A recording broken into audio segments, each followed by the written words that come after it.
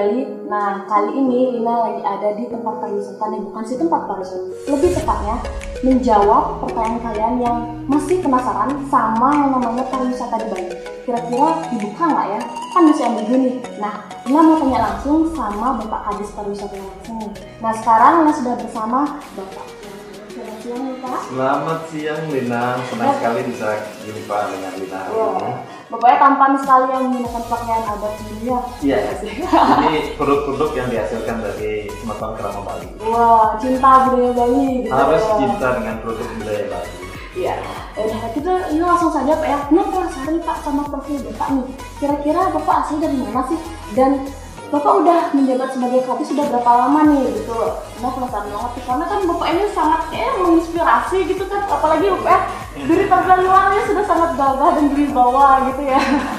Baik, menjawab pertanyaan Lina, kalau asal saya adalah dari Kelihatan, Ubud, Kabupaten Gianyar.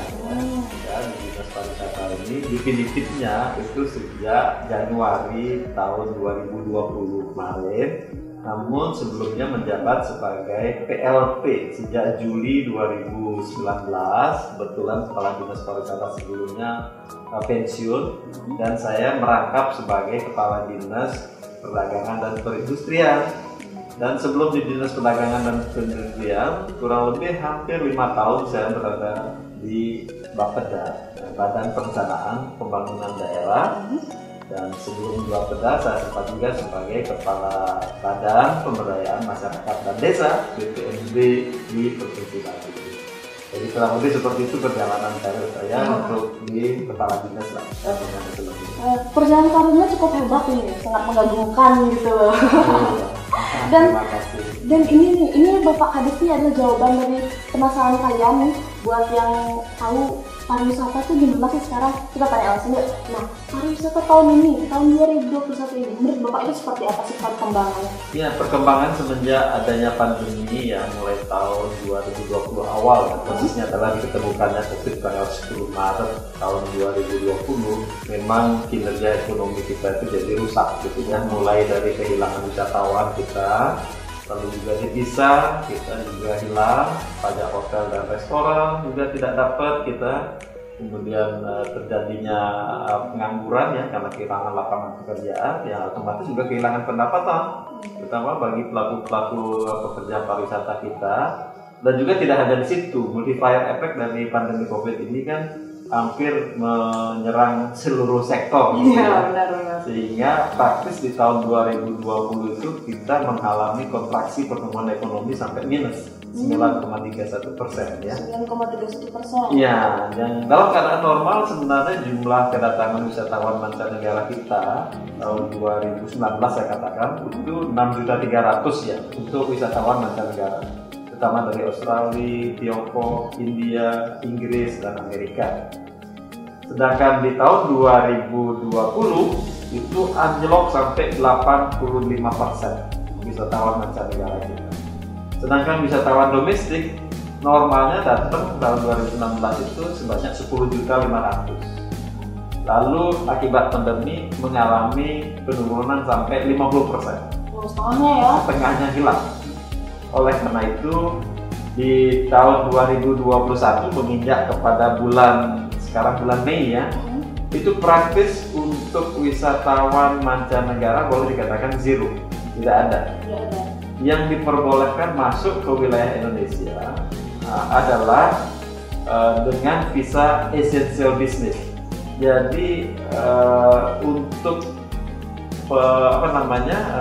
visa bukan wisatawan yang hanya berbisnis lah yang boleh masuk ke Indonesia. Jadi wisatawan praktis nol gitu ya. Sehingga kita berorientasi kepada wisatawan domestik ya. Tapi kalau domestik itu memang syarat dengan liburan, Lina ya. Kalau tidak ada liburan biasanya tidak terjadi pelonjakan jumlah pengunjung ya. Terbukti pada saat libur Natal dan Tahun Baru 2020 kemarin itu lonjakannya luar biasa, hampir mendekati normal ya. Sampai 476.000 ada wisatawan domestik kita yang datang ke Bali, terutama dari Jakarta, Surabaya, Sulawesi Selatan, Jawa Tengah ya. Itulah. Jadi boleh dikatakan secara umum memang kita mengalami keterpurukan dengan adanya pandemi.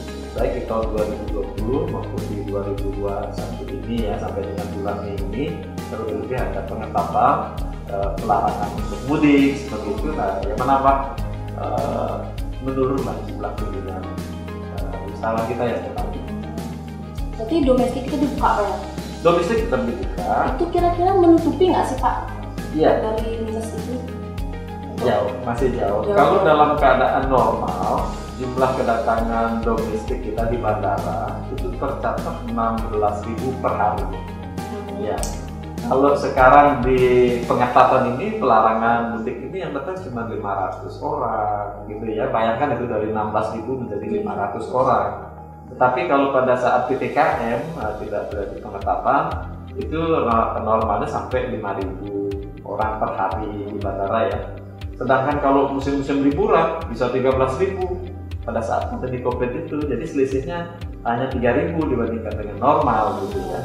Jadi hanya pada saat-saat tertentu saja. Jadi, sehingga secara keseluruhan kita masih terpuruk lah.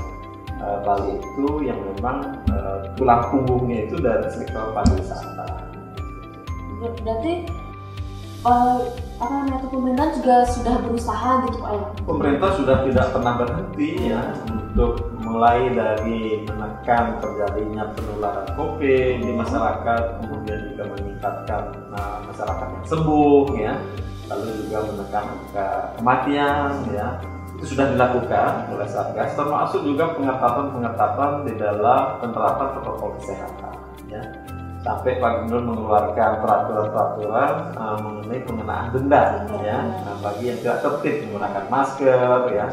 Termasuk juga berlaku bagi wisatawan asing yang masih stranded di Bali, yang masih tinggal di Bali. Kan ada kemarin itu yang viral itu wisatawan yang melukis wajahnya seolah menggunakan masker. Ya, ini kan mengelabui, ini sangat melecehkan di tengah-tengah upaya kita untuk mengurangi COVID.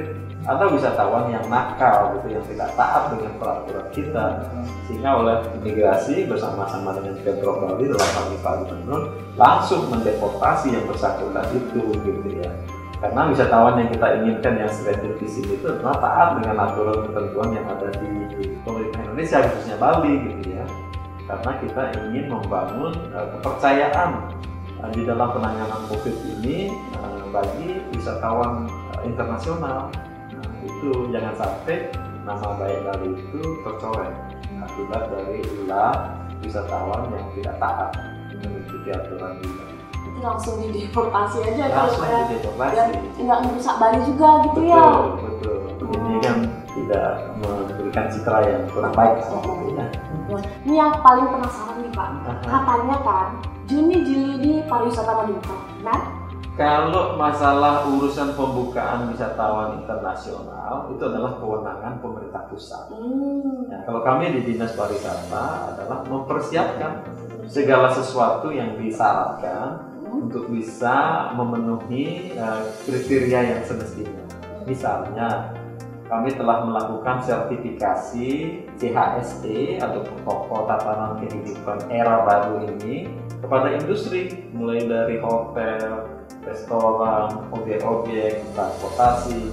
Itu semuanya adalah untuk membangun trust, rasa percaya atau confident daripada wisatawan yang nanti datang ke Bali. Sehingga dengan diketahuinya atau terstandarnya tentang prokes itu, pekerja kita tidak akan tertular oleh wisatawan, atau sebaliknya wisatawan tidak akan menularkan COVID itu kepada pekerja, kan gitu ya. Itu yang pertama. Kemudian kita juga melakukan simulasi di bandara ya, dengan melibatkan unsur kepolisian ya, kontribusi dari Polda Bali banyak 300 orang pada saat itu kita simulasikan dengan maksud kira-kira butuh waktu berapa lama sih kalau sekiranya nanti wisatawan mancanegara itu harus dihandle di bandara. Kemudian juga Pak Gubernur melakukan vaksinasi. Ya, ini kan sekali lagi untuk membangun trust, rasa percaya ya. Ada membangun green zone, ya, kawasan green zone seperti Ubud, Sanur, Nusa Dua, ya. Itu semua divaksin masyarakatnya. Dan di Bali persentase vaksinasinya paling tinggi di Indonesia ya. Sekarang aja sudah mencapai lebih dari 1.200.000 yang telah divaksin ya. Dari 4,3 penduduk Bali ya, itu sudah 1.200.000 lebih ya Ini karena keterlambatan kedatangan vaksin. Sebenarnya kalau saja vaksinnya lancar, mungkin bisa lebih dari itu ya. Dan kalau sudah mencapai 70% masyarakat Bali yang tervaksin, menurut standar WHO itu sudah mengalami herd immunity bagi masyarakat Bali. Jadi demikian langkah-langkah yang telah kita lakukan di Bali ya, termasuk juga Satgas Gotong Royong yang selalu mengawasi, kemudian peraturan-peraturan yang mengatur tentang masyarakat di dalam menerapkan protokol kesehatan juga dilakukan. Semuanya itu, nah saatnya lah kami menginginkan mudah-mudahan perusahaan itu bisa melakukan trial. Setelah kelas kita buat, lalu kita harus uji cobakan ya, sehingga nanti Bali bisa bangkit kembali gitu ya. Menurut Bapak seberapa yakin nih, kalau menurut Bapak ya, seberapa yakin pariwisata ini bisa dibuka untuk tahun ini? Apalagi kan sekarang tuh ada varian COVID yang baru katanya. Menurut Bapak itu gimana? Betul. Kalau saya sih orangnya tidak pesimis ya. Orang yang tidak pesimis dan juga orang yang tidak terlalu optimis banget. Melainkan kita adalah realistis kan gitu ya. Nah, kenyataannya gitu ya. Kita lihat. Yang penting kan apa yang dipersyaratkan atau yang harus dipenuhi supaya kita bisa imun dengan COVID ini kan itu yang penting ya. Mulai dari menggunakan masker, jaga jarak, makan makanan yang sehat. Artinya protokol kesehatan itu adalah harga mati. Ya. Sekalipun kita sudah tervaksin 2 kali, jangan abai karena vaksin itu tidak menjamin 100% kita akan bisa aman atau tidak tertular. Itu tidak bisa seperti itu, tetap harus diimbangi dengan prokes ya. Jadi mungkin sekitar 65% atau 70% lah kemampuan dari vaksin itu. Nah sisanya ini harus dibantu dengan mulai dari makan makanan yang sehat, istirahat yang teratur, olahraga kan gitu ya. Nah itu juga tetap dibutuhkan gitu ya. Terlebih-lebih dengan adanya isu varian-varian baru, nah ini juga harus meningkatkan kewaspadaan kita. Pak Gubernur dengan Satgasnya itu juga mengetatkan atau menebalkan pemeriksaan ataupun pengawasan di pintu-pintu masuk Bali. Kalau bandara sudah bagus sekali ya, yang ini di darat terutama Pantai, Gili, Benoa, nah itu menjadi fokus concern kita ya. Jadi apa yang dilakukan pemerintah mulai dari pelarangan mudik itu adalah dalam rangka kita melandaikan sebetulnya COVID itu ya, bahkan ingin memutus rantai dari penularan itu sebenarnya. Sehingga kami realistis ya, mudah-mudahan pemerintah pusat bisa melakukan kajian yang lebih mendalam sehingga untuk trial ini bisa diuji coba untuk Bali. Karena inilah yang menjadi harapan bagi insan-insan kita di pariwisata.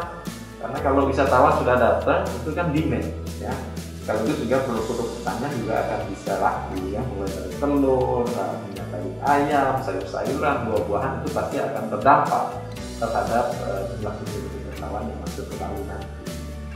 Jadi kalau kita menerapkan protokol kesehatan dengan baik, pariwisata bisa dibuka kembali dan ekonomi berjalan kembali, gitu Pak ya? Runtutannya kan begitu. Jadi mengelola pariwisata di era pandemi COVID ini harus meninggalkan kebiasaan-kebiasaan lama.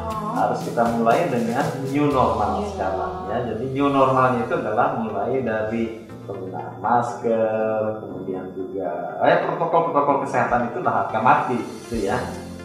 Sehingga dengan cara-cara seperti itu pariwisata Bali akan bisa bangkit kembali, pulih kembali seperti sedia kala, sehingga para penjajah kita itu kan mendapatkan uang lagi untuk bisa bawa untuk membiayai hidup yang gitu ya. Nah, itu yang penting bagi kami gitu ya. Jadi sekali lagi kesehatan penting, ekonomi pun juga nanti kita laksanakan itu secara seimbang, berimbang gitu ya, sehingga kita akan bisa pulih kembali. Itu ya. Nah itu dia jawabannya teman-teman. Pak, lagi gini. Sebelum pandemi ini, berapa sih Bali itu mendapatkan pendapatan dari pariwisata sendiri? Oh iya. Kalau sebelum pandemi itu kita coba kalkulasi ya, dengan menghitung jumlah kedatangan wisatawan yang tadi saya bilang hampir 6.300.000 itu ya. Persisnya sih 6.275 persisnya ya.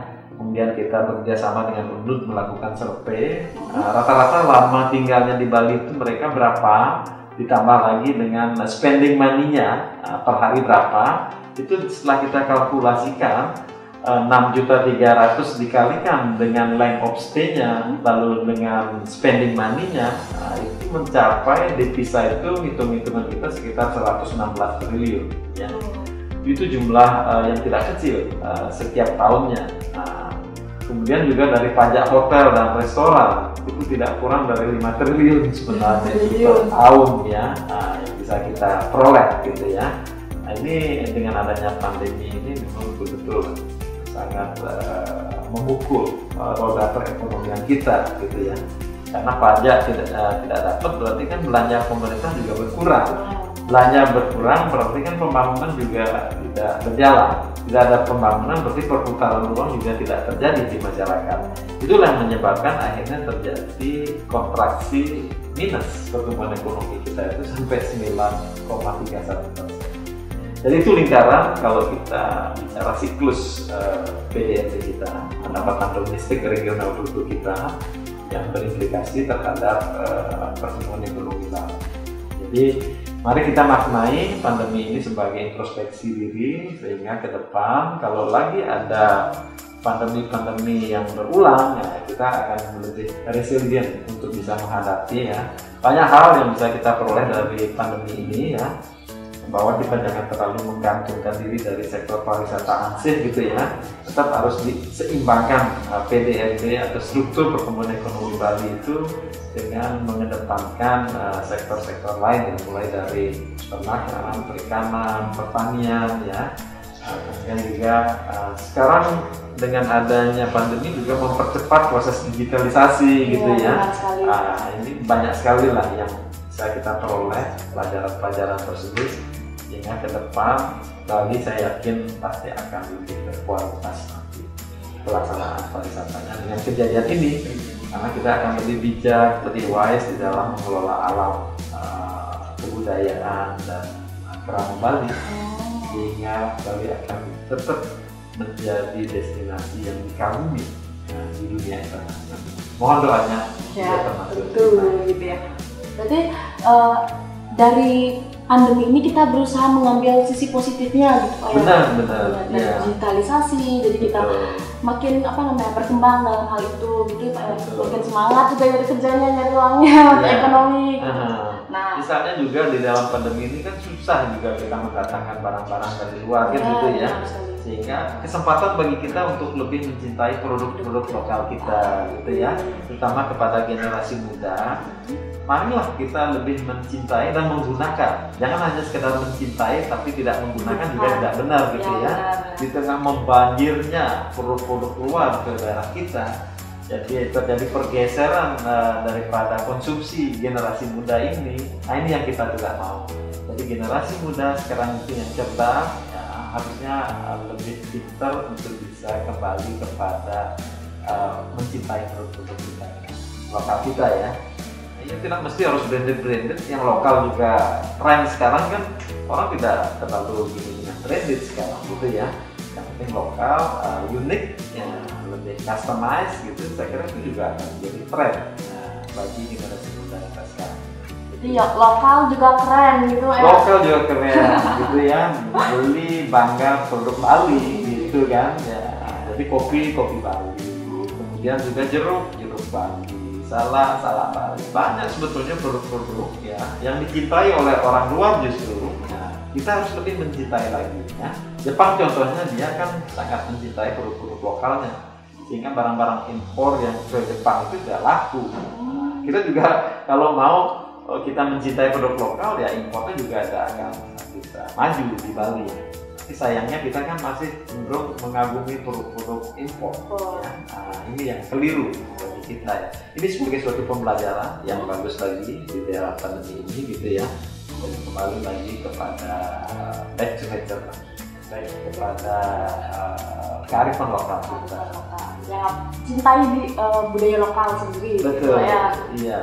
Terima kasih Lina, ini sudah mudah-mudahan Lina sebagai generasi muda bisa mengajak generasi sebayanya itu untuk bisa menyadari kembali untuk mau mencintai produk lokal.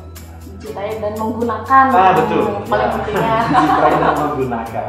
Jadi kalau kita saling membantu sesama gitu Pak ya. Karena kan kalau perekonomian lokal itu berjalan ya tetap aja kita bisa jalan selama pandemi ini, ekonomi kita tetap ini kan. Emang ya itu yang kita tuju. Jadi kita bisa berdikari di bidang ekonomi. Ya, itu dia jawabannya. Terima kasih ya Pak, sangat Sama-sama. memberikan jawaban yang pasti gitu. Iya. Bahwa kita harus menghadapi hidup tuh kita berjalan meskipun ekonomi, meskipun pandemi. Yang penting kita tetap semangat, tetap cari uang, pokoknya ya jaga kesehatan paling penting gitu Jaga ya. kesehatan dan selalu kita berkolaborasi dengan seluruhnya, bergotong royong ya, bergandengan tangan. Kalau bersemangat kita akan bisa pulih kembali. Iya. Nah itu tadi dia bincang-bincang sama Bapak Kadis Pariwisata, sangat menginspirasi sekali kan. Nah teman-teman, buat teman-teman nih yang mau nanya tentang pariwisata lagi, boleh nih mungkin langsung Bapaknya. Ya, kami dengan senang hati bisa melayani teman-teman Bali yang memang masih membutuhkan informasi-informasi yang berkaitan dengan pariwisata. Bapak, terima kasih atas waktunya. Maaf Terima kasih. Bapak sangat sibuk sekali kayaknya nih. Ini luar biasa ininya, Gina penampilannya ya. Wah, terima Semakin kasih. hari semakin maju. Jadi generasi penerus di Bali ini. Jadi calon-calon pemimpin Bali lah. Ya, di masa astuka. depan gitu ya. Astuka. Ya, terima kasih Bapak. Oh, Santi. Oh.